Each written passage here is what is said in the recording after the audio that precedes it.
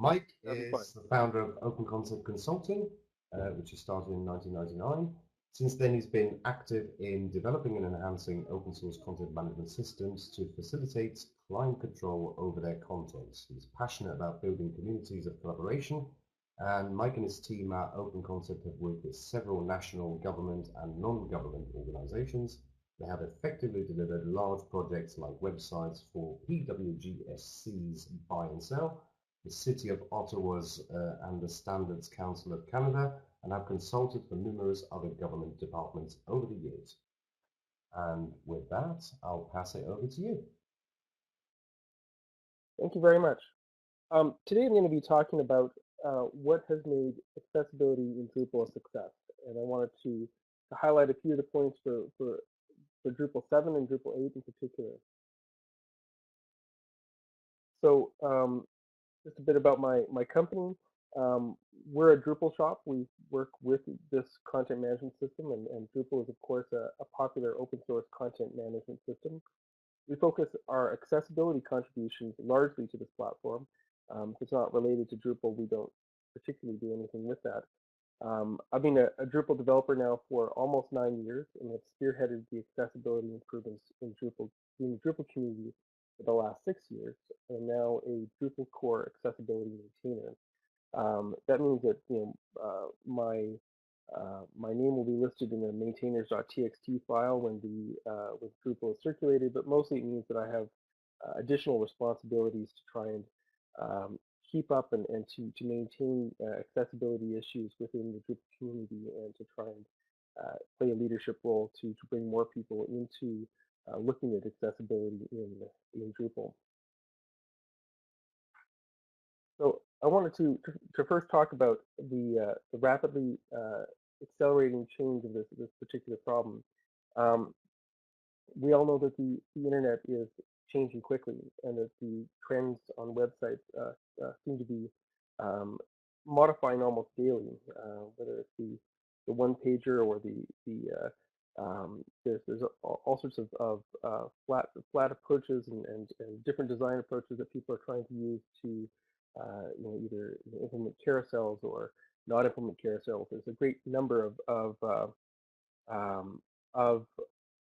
options that people are trying to go off into to use in terms of making their websites look current and up to date. The sheer number of web pages appear to be following Moore's law and are increasing exponentially. One of the things that's also a challenge is that the World Wide Web Consortium is constantly working on new standards.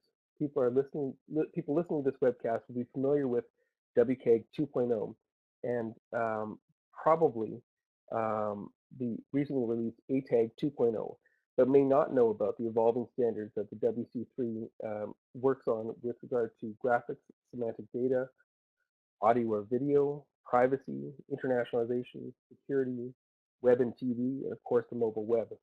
This is just a sampling of some of the issues that this community of people are trying to work on to try and set better standards.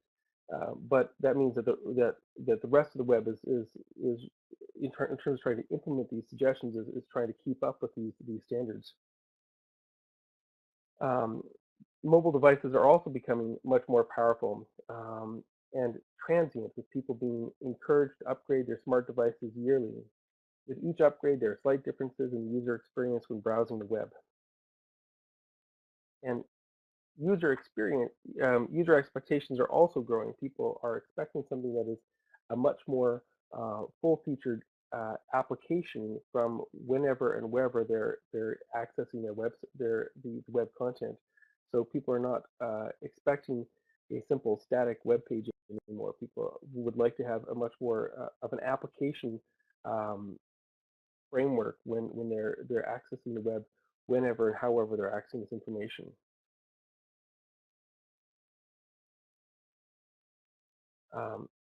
Accessibility also no longer means just supporting blind users, as organizations struggle to meet the needs of members, citizens, and consumers with a wide range of disabilities.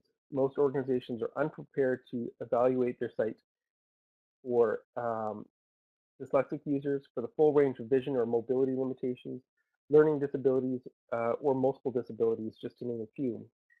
The web is supporting everyone these days, um, from toddlers to our oldest senior citizens, and a big push will happen as baby boomers in many countries begin to naturally lose their ability with age. The aging of baby boomers is going to be a huge issue for accessibility, and as mobility and sight in particular are issues which tend to get worse with age. Um, this is a complex issue.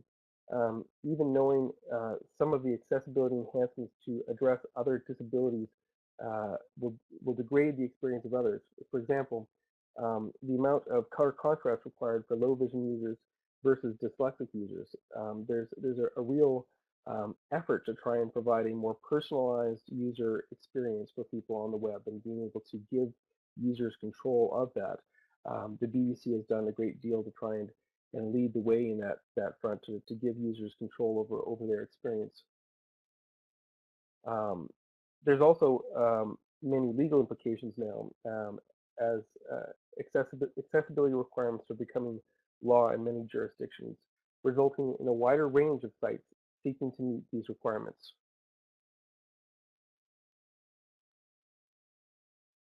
In Drupal core, or in Drupal rather, core is a very specific set of modules and themes that you get when you first download Drupal.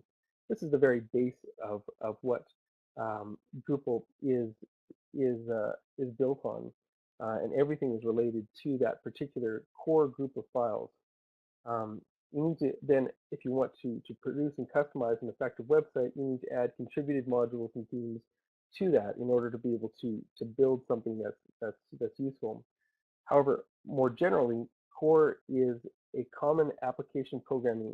set of common application programming interfaces, conventions, libraries that a content management system will use that can be extended by various plugins, extensions, or modules.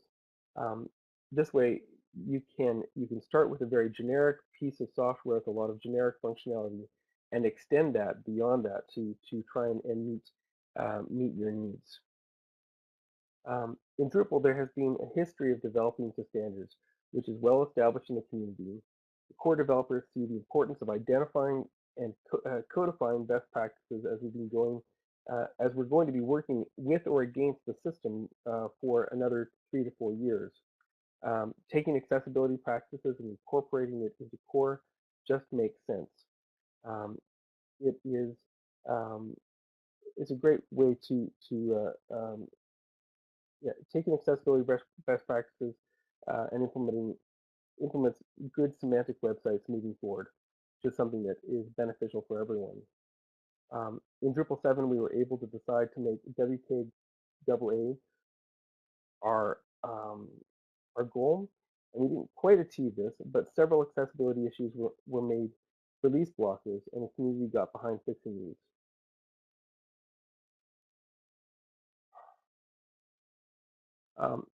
There's also been a real move to build an inclusive culture in the developer community, one that is where the developers are actually on board and understand some of the challenges that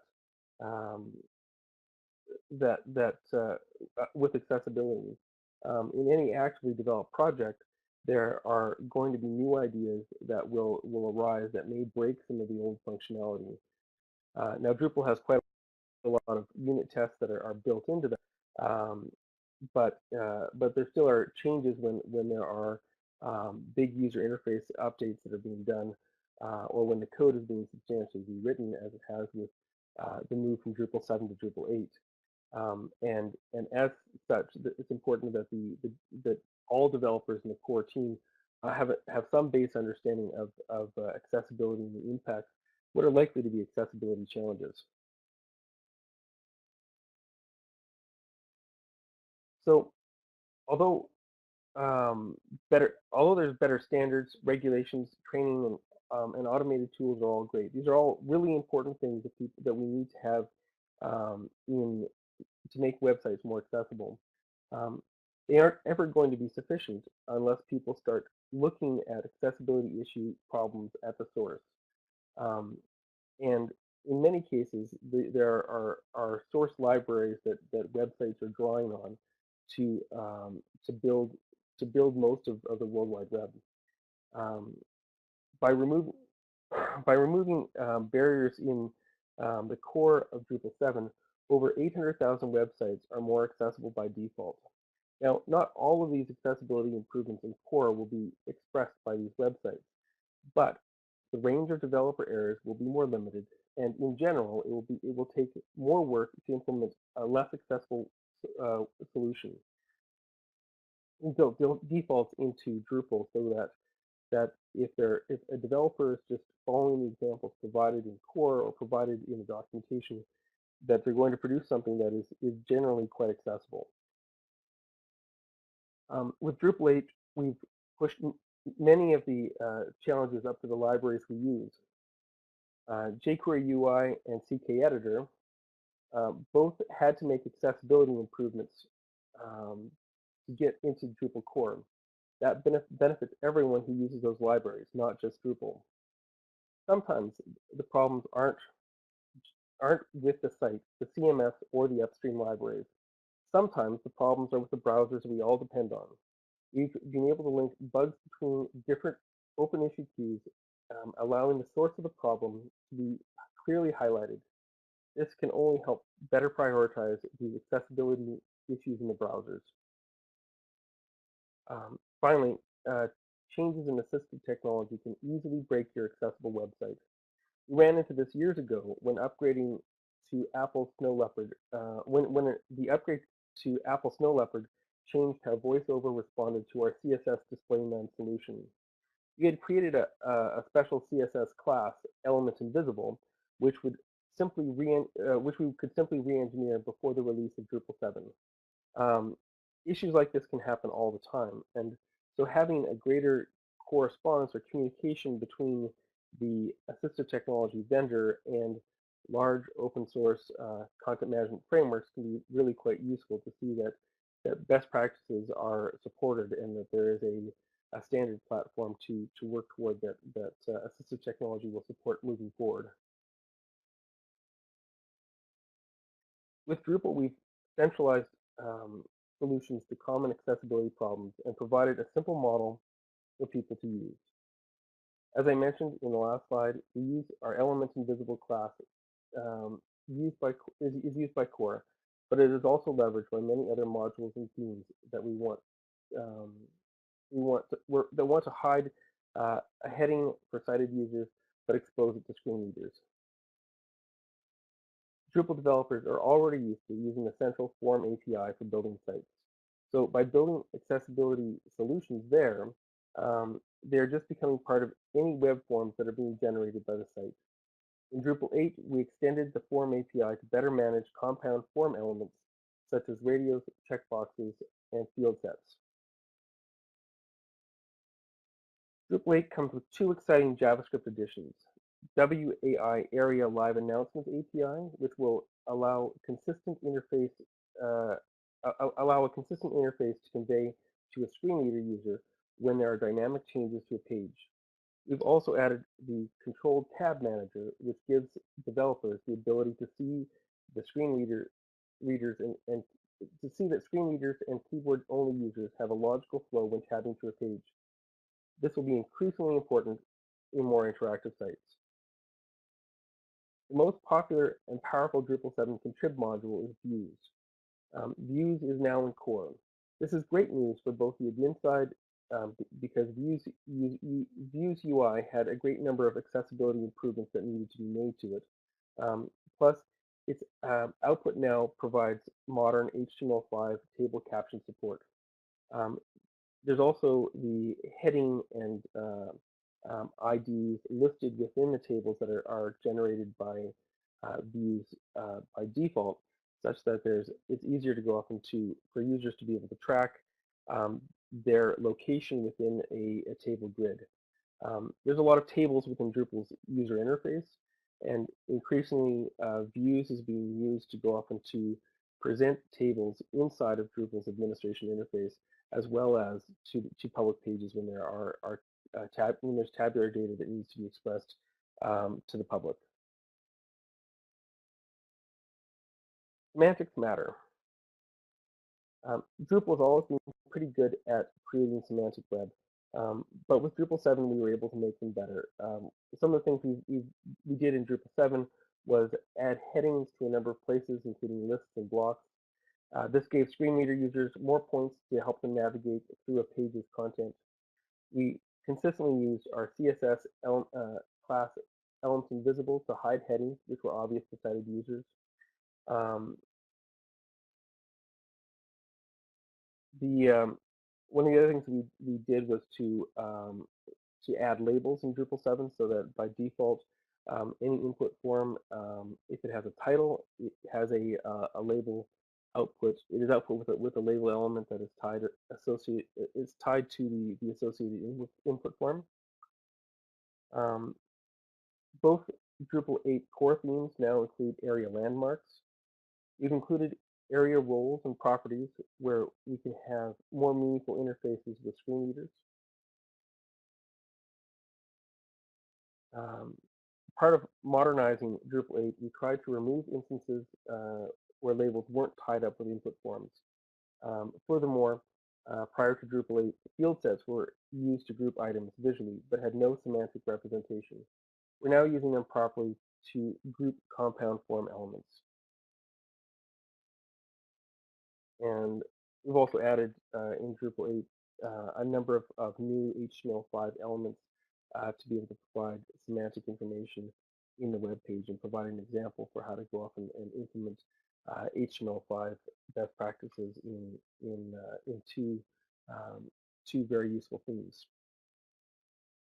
One of the goals of Drupal 8 has been to be responsive out of the box, not only to the public web pages, but also on the admin side. Many of the accessibility changes we've addressed in Drupal 8 were built for the desktop, but they also apply to smartphones because of the responsive theming we use. Most people don't realize that many smartphones and tablets also include built-in screen readers. VoiceOver is a powerful screen reader that is built into all Apple devices. TalkBack is built into Android and similarly allows users to browse and interact with websites. There's also a growing number of apps that are geared to people with disabilities, allowing them to have greater leverage with their cell phones. It is going to be hard to predict how these apps will be used with the web, but it's something that we're very much going to have to address when it comes out. Mobile devices also support a great number of browsers. So from your iPhone, you can be navigating not only through Safari but also through Chrome and Firefox, and likewise with the Android devices and Firefox devices. There's a great range of ways that you can navigate through this, and you're not simply tied to the operating system that comes with the cell phone that you purchase. Drupal has tried to make the whole user interface more accessible. It's not simply about the end users, but particularly in modern interactive websites, there's little difference between the needs of an anonymous user filling in a complex web form and that of an administrator configuring a site. So anonymous users, authenticated users, content editors, site administrators, developers, all needed to be able to have access to WCAG 2.0. And so we've struggled to go off and make the whole interface as accessible as possible. We've also wanted to encourage people of all abilities to get more involved in the community. Thus, we've worked to make the developer tools we use and the Drupal community sites we use AA compliant. We aren't simply restricting our goals to those which are commonly used by anonymous users. So multilingual websites are difficult. Making them accessible is even more of a challenge.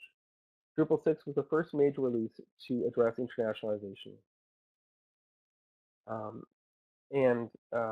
Since then, with every major release, we've seen this improve.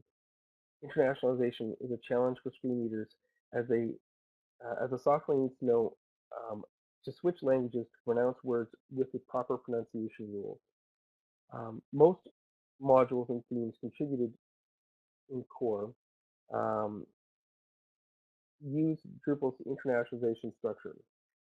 There was a big effort to go off and to bring the Drupal community on board to using a common string translation process, and it certainly has helped to see that it's much easier to go off and to implement not just a website in one language, but in two, three, or four different websites, the four different languages, all at the same time. Um, it has become a standard part of what to expect in a well-maintained module, and the proper management of strings so that they can be translated into a range of languages is taken seriously by the community. Um, Drupal is a global CMS that is able to handle complex multilingual websites. Accessibility is likewise a global problem. We've taken some steps to address WCAG's language of parts, but it is likely that we will not fully implement this in Drupal 8. There's a lot of ways that we want to be able to deal with strings that have not yet been translated to automatically tag those as being in a different language. So if you're viewing the website in French and not all the content has not all the strings from the user from Drupal have been translated, that a screen reader is notified when an English string pops up that is part of the default non-translated strings. But hopefully that will happen, or that will be available through a contributed module. Drupal 8 is now beginning to push the proudly invented elsewhere theme. So many people are now beginning to see that all custom code is a form of technical debt. There will be it needs to be maintained regularly, may have security problems, will need to be upgraded in the future. Therefore, it can make sense to try to leverage the work of other communities doing similar projects rather than maintaining something you wrote. This concept is being adopted in many places in Drupal 8, but certainly has implications with jQuery UI and CK Editor. We have dropped native support for autocomplete and are using jQuery UI's interface instead. We were actually able um, be we were actually able to in Drupal 7 build an autocomplete feature that was more accessible than that was available by jQuery UI, and from that we were able to the jQuery UI community went off and leveraged what we did to incorporate it into the latest version of their code. Drupal has never come with a WYSIWYG editor, but we are now able to contribute to the CK editor community rather than develop something that's unique to the to Drupal. Another thing that we brought from jQuery UI was the modal dialogues, which have been a real challenge, and being able to leverage um, the jQuery UI modal dialogues has been a real advantage in building something that is a modern, responsive environment. Um, and it's been really quite useful to try and to be able to push CK Editor to be more accessible, and having the Drupal community push with and work with the CK Editor community and test with the CK Editor community has been a real advantage. We've also gone off and made it so that the configuration of CK Editor is something that can be managed um, through the user interface, but with a screen reader, so that it isn't something that is limited simply to people who um, are, are are sighted and are able to use mice. In Drupal 8, we also adopted HTML5's boilerplate um, for some of the language. We wanted to try and make things as simple as possible, and use consistent formats and standards where we could. So we switched from using elements invisible to visually hidden in order to go off and to adopt to a broader community standard.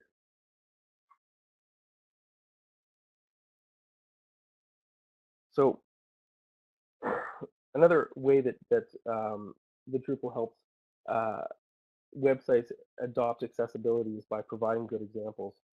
Um, we provide examples that developers can use to build the software that they want.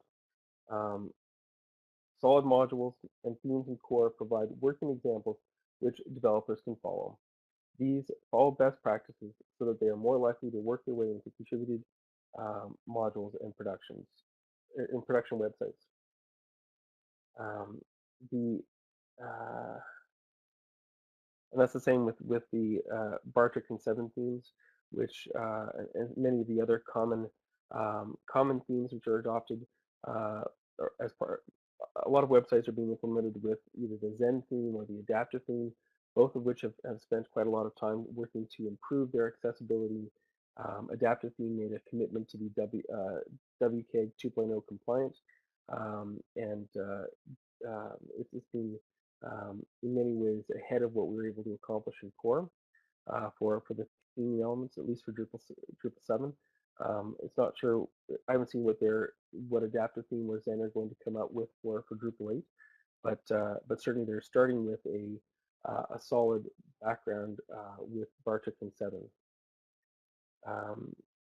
The accessibility documentation is online in a central API, as well as in the handbook.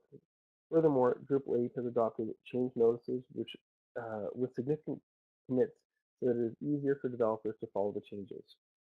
Online documentation is really quite useful because as people are looking through the code, they find out references to accessibility and why some of the changes have been added to improve accessibility. That's available in document on Drupal.org, but also in the code where developers may be looking for it. It's also useful to review the accessibility issue queue. There are often examples of code, different arguments as to why a given pattern was adopted, and even more useful, external links with references to the problem in the broader community. It's quite interesting looking at even simple things like CSS display none, because that it's really quite a simple set of CSS that is being applied, but there have been hundreds of discussions back and forth about what is the best way to address that over the years. And even with the differences between Drupal 7 and Drupal 8, we've needed to make many modifications to see that is that's able to keep up with the browsers and devices that are out there. External links to references pointing to why something would be a good implementation is really quite important for a project like Drupal, because you need to be able to reference sources and blog posts from experts to be able to verify why why something is an accessibility best practice. So culture change is important for any community that wants to be more inclusive. One of the biggest elements of culture change in Drupal was involving people with disabilities. Um, it was it is one thing to talk about accessibility when referring to stale WC3 guidelines. It is a completely different issue to when you're talking about a blind developer in your issue queue who is blocked from using some element of core. In Drupal 7, Concept was lucky to hire blind developer Everett Zufeld, who worked on core full-time for a number of months. Drupal 8, blind high school students started volunteering in the issue queue and became quite involved in several core issues. We were quite involved in organizing a crowdfunding approach to bring Vincenzo Rubano to DrupalCon Portland. It was a really exciting experience. Being able to meet with core developers, but it was that face-to-face interaction. And right now there's a picture of Vincenzo meeting with Dries, who's the founder of Drupal, and I know that was definitely an important moment for Vincenzo and hopefully for Dries as well. Now there's recently a lot of discussion about automated testing, and automated testing I think is a great way to find improper semantics. I don't know if there's a better way to determine if a skip link is actually pointing to the anchor they're targeting, or if a label tag is missing its corresponding input label. Um, the Wave toolbar is still my favorite. There are, of course, others, including some great ones that are being discussed in other talks. There's also a number of Chrome extensions that can go off and work to evaluate color contrast.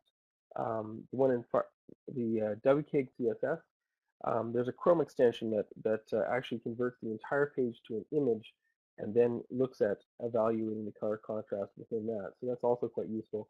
The Chrome one just takes a lot more time and is a little bit harder to go off and to track down where the problems actually are, but probably is more versatile. There's also been a lot of talk about doing automated testing in Drupal 8 with the Quail.js library. At this point, it isn't being used as part of the Drupal build process. Ideally, however, every patch that is being considered for core will be tested to see if there are any accessibility problems introduced with it. Hopefully, we will see this formally incorporated before Drupal 9. Quail also offers the opportunity to be able to give content editors the immediate feedback about accessibility issues with their website, and I think that that's also a real advantage, being able to provide an immediate, not only a site scan that will allow you to go off into a link in with either automated tests as part of your build process, or as part of a site review, but finally also with content editors and being able to provide that instantaneous effort to give feedback to users. This is being developed right now and actively developed, and hopefully we'll see some results from this fairly shortly that will be able to be easy to implement within Drupal 8. No amount of user testing or experts can give you a complete picture about a CMS's accessibility. That is why it's important to encourage people to download early versions of the software and to try it out themselves. Drupal can be pulled down either as the release candidates that are available, but also through Git. People are technical enough to use Git. That's quite useful. There's also simple means to test both Drupal now and any version of Drupal and any modules of Drupal, but also to test patches through an application called simplytest.me, which allows you to actually for half an hour to have full access to a Drupal implementation that is set up for you and hosted on the cloud. And it's a really useful way for people to look at and quickly evaluate Drupal 8 in the direction that we're going, and that's really quite useful.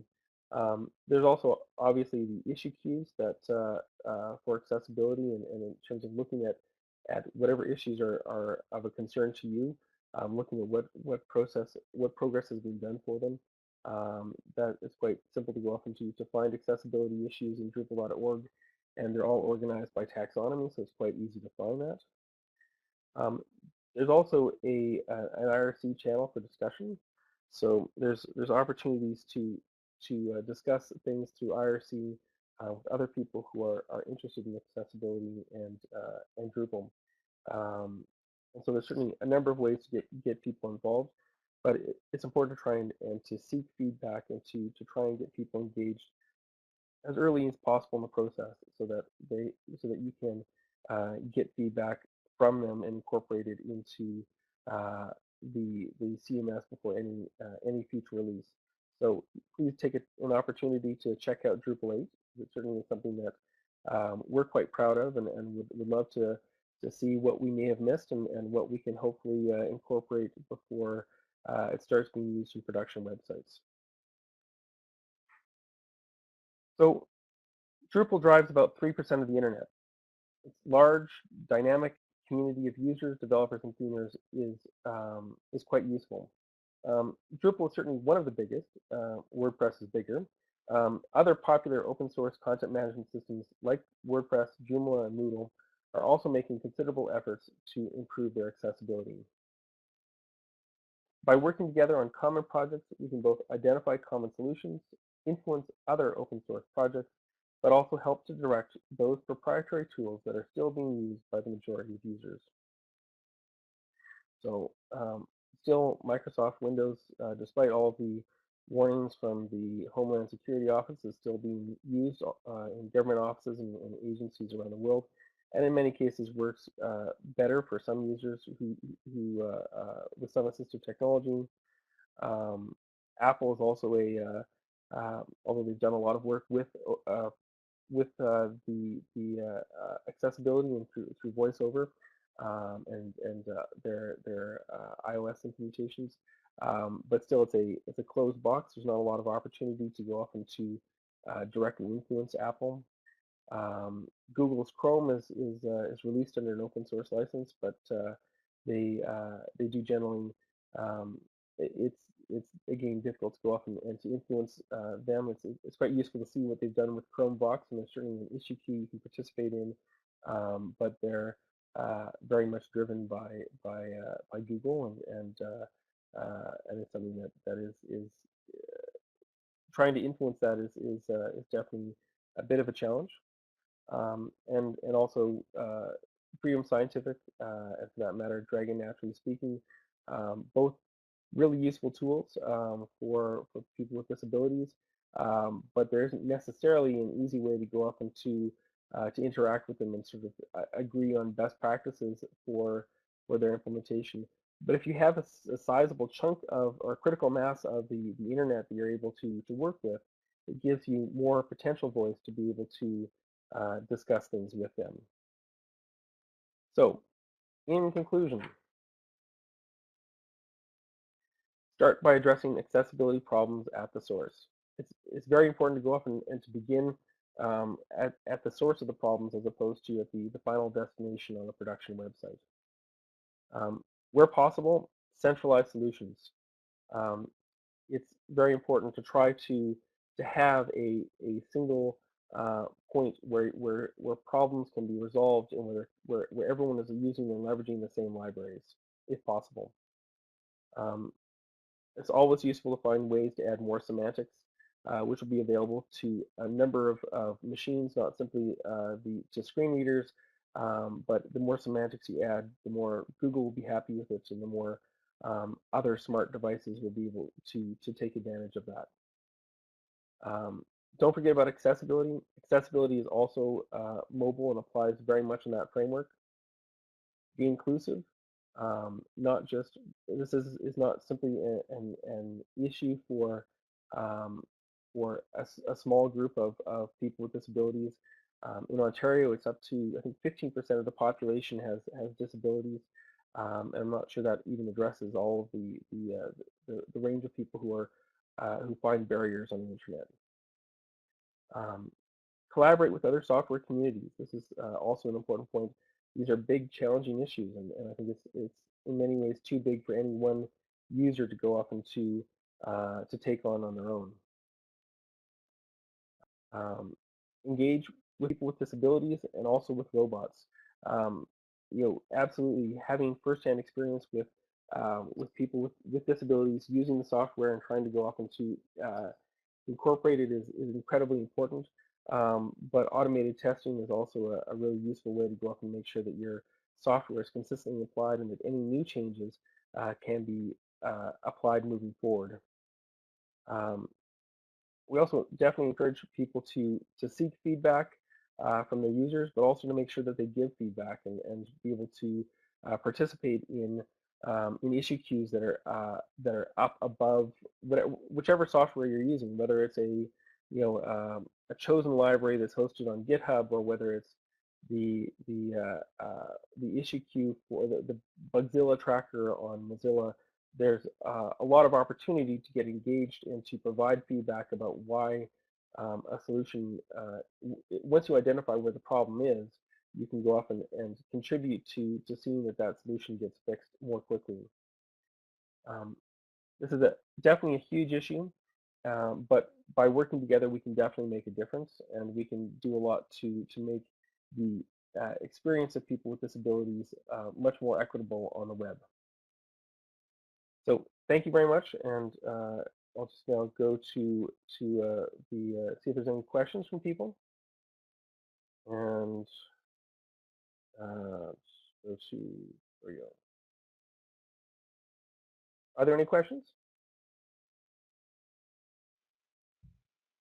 Any questions?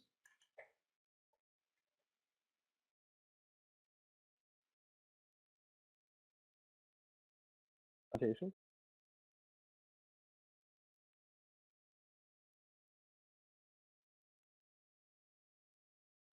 It was fine on my end, at least, once you got started. Good. A lot of general solutions that I think can be applied to many other content management systems.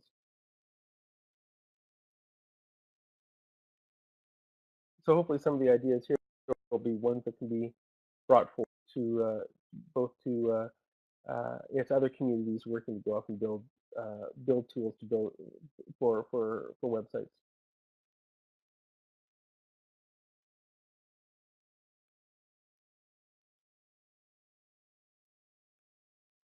I don't think there's any burning questions waiting for you. I'll just have a quick look in the chat again. No, I think we're all good. Yeah. Excellent. There might be one coming now.